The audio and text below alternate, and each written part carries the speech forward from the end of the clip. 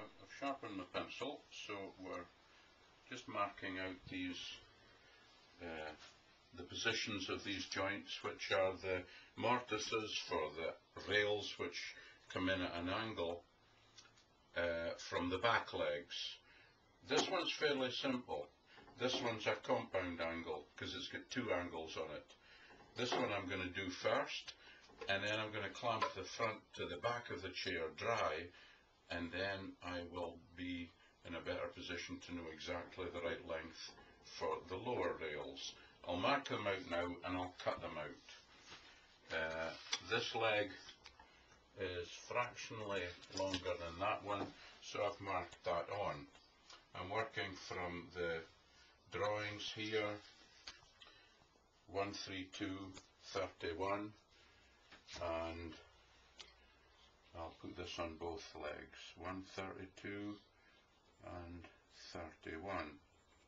It's easy for me because I can work from these notes that somebody's prepared earlier, but what they did when these were being made in large quantities up and down the country 100, 200 years ago, I really don't know. I don't know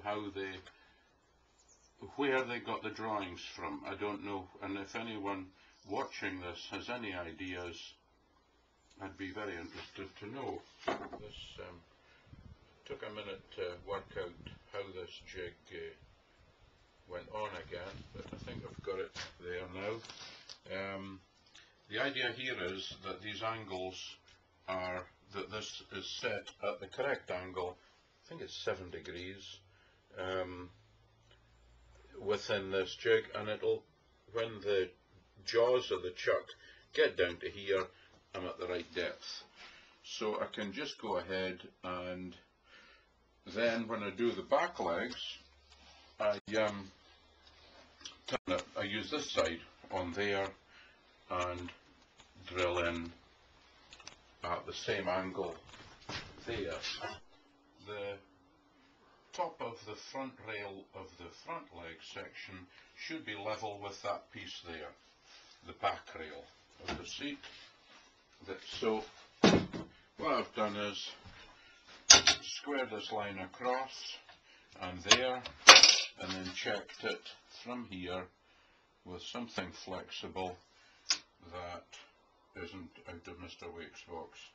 It's for now to boring out the holes in the back frame, which are at the complementary angle, I suppose it is, to the angle at the front. Nearly there. Yes. Now just sharpen out the joints at the back.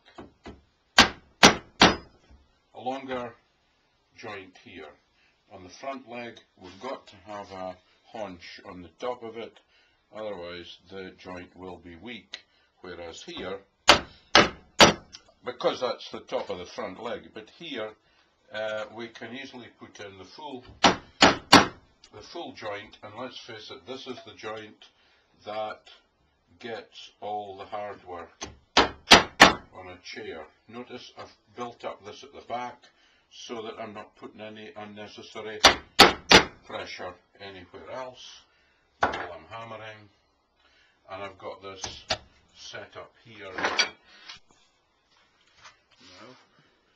I've done the mortise for the top rail into the front leg and both sides.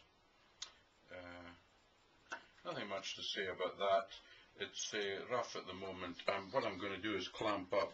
I'm doing the mortise in here, cleaning that out, and I'll just chop away until I've got these out, and then I'll fit the tenons. I'll clamp it together and then be able to see what length the bottom rails need to be. Put the top rails in, got them clamped up, and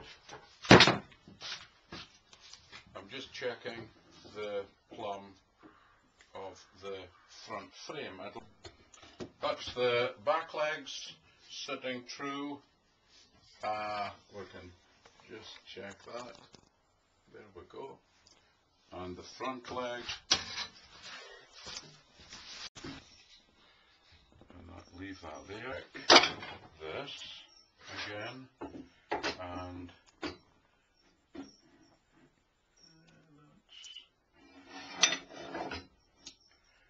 not bad there. A wee bit, that leg's a wee bit in. Oh no, that's alright, yep, okay. And then finally, and hopefully this time,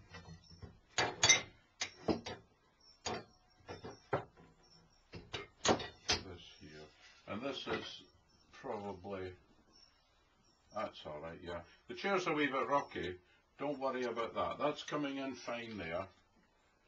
And so this is the final, well, this is, this should get the chair together once we've done this, but these are the side rails, number 10, one of those. I've marked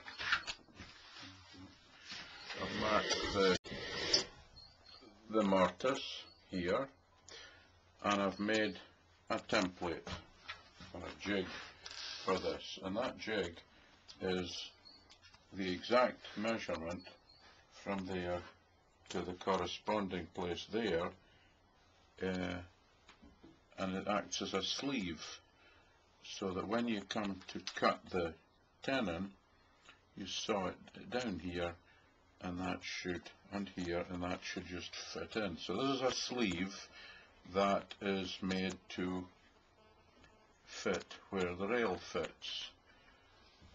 Okay.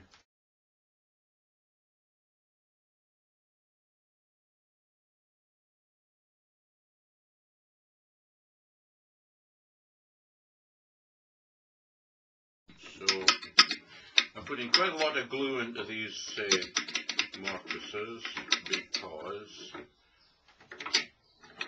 they, it's not going to do any harm if there's too much, but it certainly will if there's too little.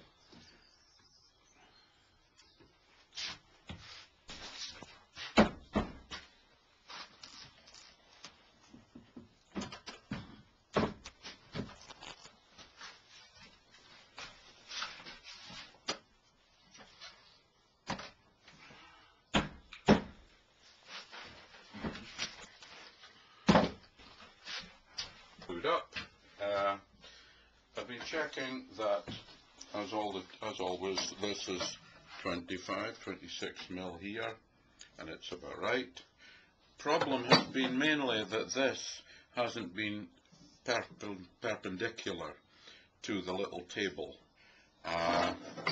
So we've taken all the clamps, we've moved them up, we've put these two extra ones on to pull the joints in, and these ones are at a good angle. They're all at an angle, and that is in order to put some thrust on it to pull it that way. This is perfect. The back of that is perfectly in line, perpendicular to the back of the leg, so I'm pleased with that. Yeah, that's about it. That's about it. You don't want to over tighten these things, but you know, you've got half an hour to get it all together, and if you can get it together in half an hour, fine. If you take me longer,